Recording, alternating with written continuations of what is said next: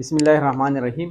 Complex जो register structures थे वो हमने डिस्कस किए थे, लेकिन अब जो टॉपिक है वो हमारा आज है KCL एंड KVL। ये KCL और KVL हमारे पास दो लॉज हैं जो इस तरह के कम्प्लेक्स स्ट्रक्चर में करंट और वोल्टेज के फाइंड करने में हमारे जो है मदद करते हैं। जब हमारे पास जो कम्बिनेशन हो वो ना सीरीज में हो ना ही पैरेलल में हो, तो तब हम जो है कम्प्लेक्स सिस्टम के लिए KCL और KVL जो है वो हम लोग डिस्कस करते हैं, और इन दो लॉस के बिना पर जो है हम इस तरह के कम्प्लेक्स जो स्ट्रक्चर होते हैं उनको हम सॉल्व करते हैं।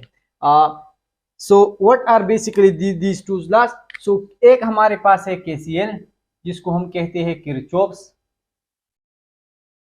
करंट लॉ, और दूसरा हमारे पास है KVL जिसको हम कहते हैं किरचॉफ्स वोल्टेज लॉ। दोनों लॉज जो है किरचॉफ्स ने डिस्कवर की थी, उसने बनाए थे।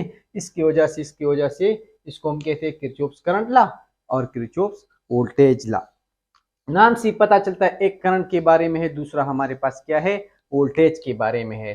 तो इस लॉ की वजह से हम फाइंड करते हैं करंट इन कम्प्लेक्स स्ट्रक्चर, और इसकी वजह से हम फाइंड करते हैं वोल्टेज इन कम्प्लेक्स स्ट्रक्चर। ये जो हमारे पास KCL है ये हमारे पास बेस पर है law of conservation of charge, और ये जो किरचॉफ्स वोल्टेज है this is base of law of conservation of energy. अगर आपको ये दो टॉपिक नहीं आ रहे KCL और KVL, तो टॉपिक को आप नहीं छोड़ सकते, लेकिन फिर भी अगर आप नहीं करना चाहते तो ये पॉइंट आप लोग याद रखें। It is based on law of conservation of charge and this is based of law of conservation of energy. ये हमारे पास एंट्री टेस्ट में जरूर आता है। जब भी हमारे पास फिजिक्स में ये पॉइंट आए कि ये लॉ जो है इस पॉइंट पर बेस है, तो आप लोग को वो पॉइंट जो है मस्ट याद रखनी चाहिए। जिस तरह हमने पढ़ा था, और हमने कहा पढ़ा था, like for example chapter number 6 fluid dynamics में हमने पढ़ा था कि कंटिन्यूटी इक्वेशन जो है वो बेस है law of conservation of mass पर। फिर हमने कहा था बर्नौली इक्वेशन, तो बर्नौली इक्वेशन जो है that is base of law of conservation of energy.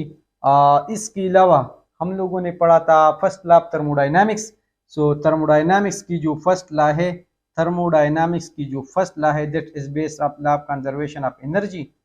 इसके अलावा सेकंड ईयर में अगर आ जाए तो सेकंड ईयर में हमारे पास फिर लेंज लॉ है, तो Lenz law is also based on law of conservation of energy. और अब हमारे पास है एक KCL और एक KVL। ये हमारे पास है law of conservation of charge, ये हमारे पास है law of conservation of energy. साथ ही साथ हम लोगों ने करंट के बारे में हम कहते हैं कि I is equal to Q divide by T, यानी करंट बराबर है charge per unit time. So this ये हमारे पास यहाँ से याद रखिए कि ये law of conservation of charge पर बेस है। इसी तरह वोल्टेज, सो हमें पता है कि V is equal to W divide by Q। W हमारे पास वर्क है या एनर्जी है, तो इस वजह से याद रखें कि KVL is based on law of conservation of energy. ये आप यहाँ से शॉर्टकट में कर सकते हैं।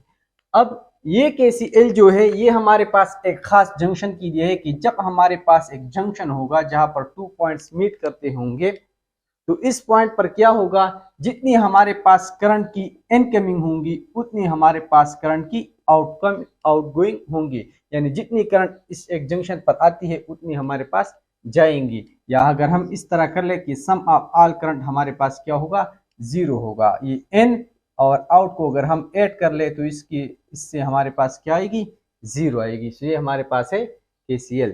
इसी तरह KVL हमारे पास क्या है, KVL हमें बताती है जब इस तरह की हमारे पास सर्किट्स हो तो उस सर्किट में जितनी EMF सोर्सेज है हमारे पास, जितनी बैटरी है हमारे पास, सही है, और जितनी हमारे पास वोल्टेज ड्रॉप्स आ रही है हर एक रजिस्टर पर, तो जितनी वोल्टेज ड्रॉप्स है ये दोनों हमारे पास क्या होंगी, 0 होंगी। यानी जितनी EMF सोर्सेज होंगे इससे अगर हम V को माइनस कर ले, जितनी हमारे पास ड्रॉप होंगी वो हमारे पास 0 होंगी। या ये हम कह सकते हैं कि EMF सोर्सेज जो है, जितनी EMF सोर्स होंगी उतनी ही हमारे पास वोल्टेज लॉस होगी। या हम कह सकते हैं कि sum of all V is equal to 0, जितनी भी वोल्टेज होगी वो हमारे पास एक सर्किट की 0 होगी। सो लाइक फॉर एग्जांपल ये जो हमारे पास KVL है इससे तो ज़्यादा चांसेस नहीं है कि MCQ आ जाए सर्किट से, लेकिन ये जो है पॉइंट से आते हैं, और करंट से जो है इस तरह के शॉर्ट MCQ जो है वो इजीली आ सकते हैं। अब इस को सॉल्व करने से पहले एक छोटा सा KVL पर मैं सॉल्व कर लेता हूँ। याद रखें जब हम KVL को अप्लाई कर लेते हैं तो आप लोग जो है 2 स्टेप्स कर ले। बाज लोग इस तरह करते हैं कि एमएफ सोर्सेज एक साइड पर लिख लेते हैं और वोल्टेज लॉसेज जो है वो दूसरी साइड पर लिख लेते हैं, वो भी सही है। लेकिन अगर आप इस तरह लिख ले कि EMF sources minus losses is equal to 0, तो वो काफी ईजी है, एक स्टेप में सॉल्व हो जाएगा। सबसे पहले आप लोगों ने एक डायरेक्शन सेलेक्ट करना है। मैंने ये डायरेक्शन सेलेक्ट कर लिया क्लॉकवाइज। अगर मेरे पास आंसर नेगेटिव आ गया तो इसका मतलब है कि ये जो डायरेक्शन है ये मैंने गलत लिया था, ये क्लॉकवाइज नहीं है, ये हमारे पास एंटी क्लॉकवाइज है। सो आप इससे डरे मत, डायरेक्टली एक डायरेक्शन सेलेक्ट कर ले। मैंने सेलेक्ट कर लिया, फिर यहाँ से मैंने स्टार्ट किया।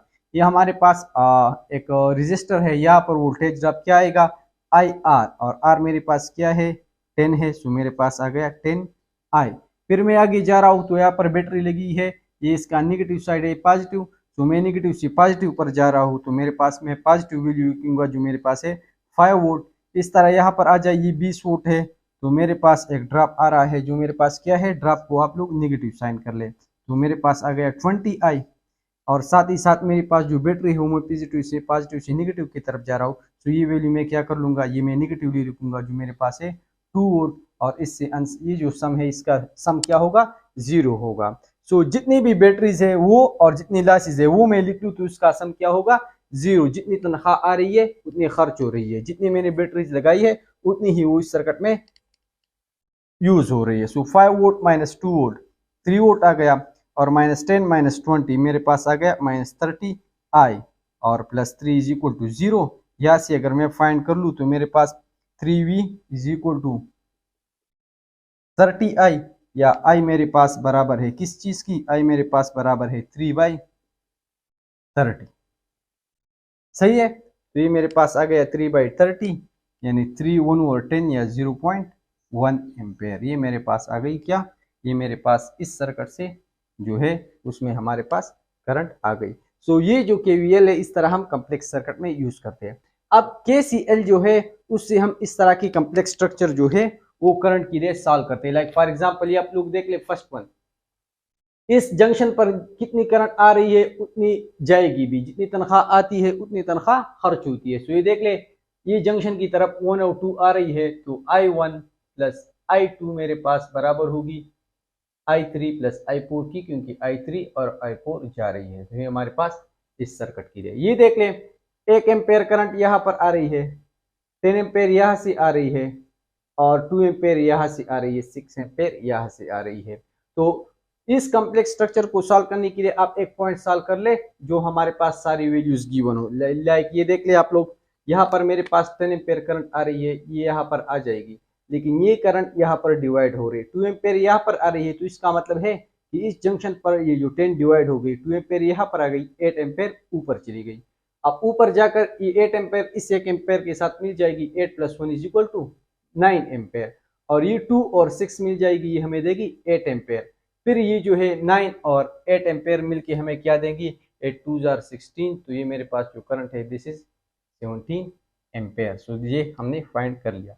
इस तरह अगर आप लोग देख ले, 2 एम्पेयर यहाँ से आ रही है, 2 एम्पेयर यहाँ से, सो टोटल तनख्वाह कितनी आ रही है, टोटल करंट कितनी आ रही है, दिस इज 4 एम्पेयर। इसी तरह ये 4 एम्पेयर आकर यहाँ पर डिवाइड हो रही है, ऊपर 1 एम्पेयर जा रही है, तो इसका मतलब है कि यहाँ पर 3 एम्पेयर रह गई। अब ये 3 एम्पेयर फर्दर डिवाइड हो गई है 2 में, यहाँ पर 1.3 आ रही है, तो यहाँ पर कितनी होगी 1.7, 3 से 1.3 माइनस करेंगे तो 1.7। तो ये हमारे पास आंसर आ गया। इसके अलावा अगर ये स्ट्रक्चर हो तो ये देख ले, यहाँ से 15 एम्पेयर करंट आ रही है, 8 एम्पेयर यहाँ से जा रही है, सो 15 प्लस 8 हमारे पास कितनी हो गई, 15 प्लस 8 इज समथिंग लाइक 23। फिर ये 23 के साथ ये 3 मिल जाती है, ये हमें देती है 26।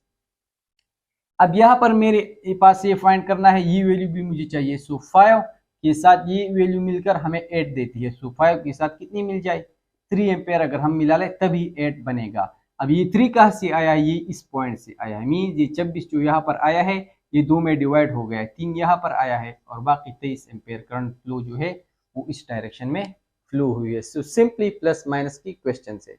इसी तरह ये देख ले, I1 करंट आ गई, I2 और I3 में डिवाइड हो गई, IT यहाँ से जाकर यहाँ पर दोबारा आ जाएगी I2, फिर ये I3 के साथ दोबारा मिल जाएगी। सो ये जो करंट होगा ये मेरे पास I बराबर होगी I2 प्लस I3, और ये I2 I3 कौन सी थी, ये I1 थी। सो इस सर्किट में जो है करंट हमारे पास क्या है सेम है। इसी तरह यहाँ पर अगर आप लोग देख ले 4 एम्पेयर करंट एक आ रही है, 2 दूसरी आ रही, 3 ये जा रही, 5 और ये आ रही है।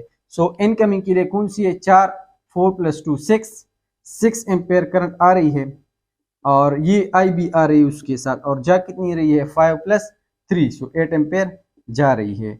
सो मैं अगर इसको सॉल्व कर लूँ तो I = 8 - 6 = 2 एम्पेयर, यानी ये जो करंट है ये मेरे पास कितनी आ रही है 2 एम्पेयर। अगर इसको आप प्रूव कर लें तो 2 + 4 + 2 8 हो गई और 5 + 3 वापस जा रही है, तो 8 इनकमिंग एंड 8 = आउटगोइंग। सो ये हमारे पास थी KCL और ये मेरे पास थी KVL। सो याद रखिए कि these are the most important, बिल्कुल सिंपल MCQs है प्लस माइनस को। अगर आपको कोई MCQs नहीं आ रहा हो तो आप मुझे डायरेक्टली जो है व्हाट्सएप कर सकते हैं। This is enough for today.